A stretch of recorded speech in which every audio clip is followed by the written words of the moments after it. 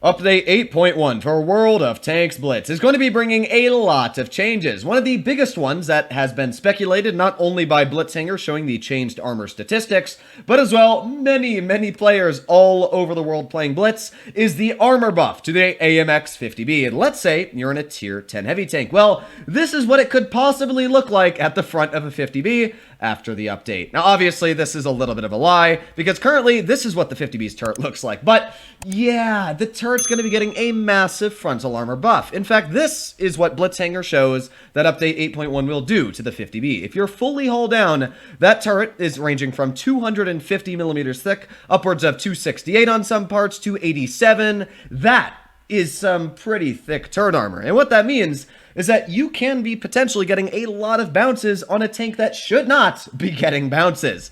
Yeah, we're going to be breaking into the 50B in today's video, talking about why I think that it definitely should not be receiving a buff in update 8.1, talking about why it is currently a strong tank and performing even better than some of the best tier 10 heavy tanks like the Kranvang. So yeah, let's get straight into a replay here. Now this first replay was possibly one of the best games I've played this week. It was a pretty dang solid game. It's, I think, like one of the Hall of Fame games for Season 2, but we're going to see how the 50B is able to do, and you're going to see just why it is such a strong tank. Now, the 50B currently has about 160 millimeters of base turret armor, which is obviously basically none. Has shells from vehicles like the 183 and the FE4202. Sheesh, they're going to be going straight through the armor, no problem whatsoever.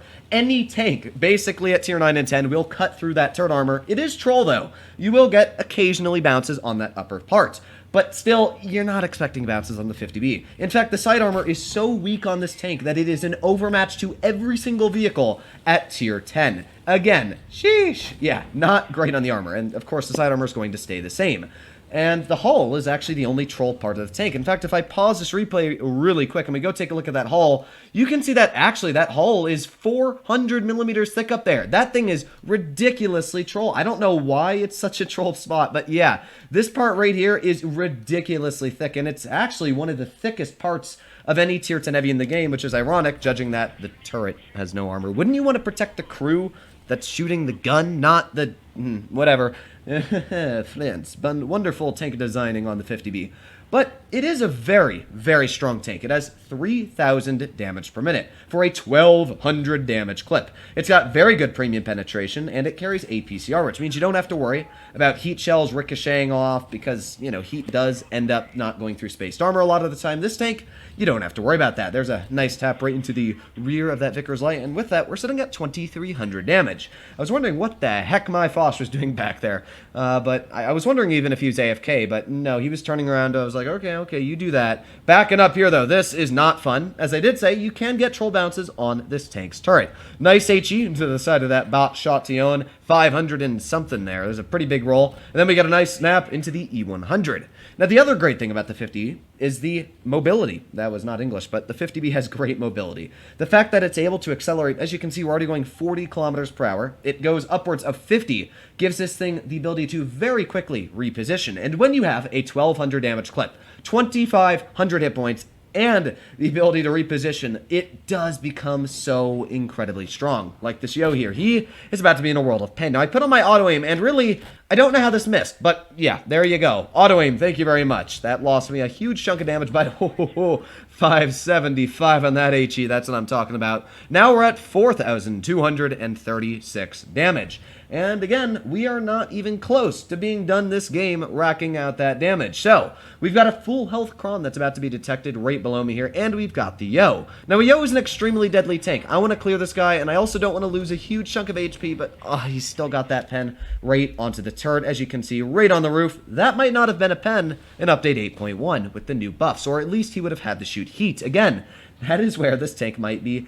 will be too strong. For anybody that thinks the 50B needs a buff, just to put it in basic terms, the 50B is currently one of the strongest performing tier 10 heavies in the game. In fact, it's performing better, as I said, than the Kranvang, which means he just made a video on, like, literally yesterday, saying it was the best tier 10 heavy if played correctly, and I agree with that fully. The Kron is an insanely strong tank. And the fact that the 50B is performing better than it in certain scenarios is insane to think about. Players like Happy on Blitz, they agree that this is an incredibly strong tank. And honestly, they probably don't want to see this thing being buffed, even though they love it so much, just because Well, yeah, you don't want to go up against a tank that you physically have to load premium the pen that's not supposed to have armor. But here we are, our final clip of the game. We're at 6,700 damage. There's a nice shot with a fire, and get that final shell in. Boop! 1,053 plus that first shell, so probably about 1,500 damage there, and 7,772 damage for this game. That just shows you how incredibly strong the 50B can be. That was an insane game, and everything was played well there in the game. Obviously, that was just kind of a walk in the park. The enemy team played kind of stupid, and because of that, we were able to take advantage of that mobility, the high DPM, and wreck the enemy team. So, now we're going to go into the second game. Now, this game was not as good as the first one, not even close. It was still good. It was 4,000 damage, and these are the only two games I've played in the tank today. So, that shows you just how flexible this vehicle is. Even though it's got no armor, it still is very flexible.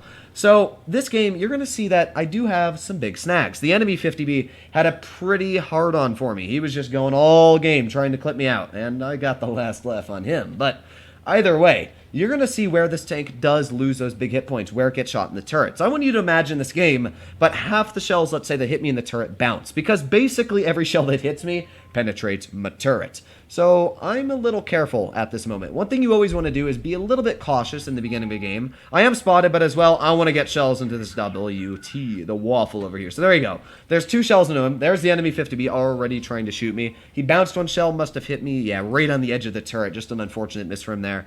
But either way, we're doing okay. I'm at 739 damage already. The crazy thing about clippers like this is even if you miss the 3rd shell, the thing that it's really hard to realize until you think about it is you've dealt 800 damage. That's insane. That's more than an E100. You're dealing the same damage as a Jagdpanzer if you only hit 2 of your shells. If you hit 3, you're basically dealing the same as a 183. That is a huge dump of damage. That's half of any tier 10 heavy. So obviously that's pretty dang strong. Now here, this part, yeah, this 50B really did not like me. Now this shot here, I actually don't know where he hit me.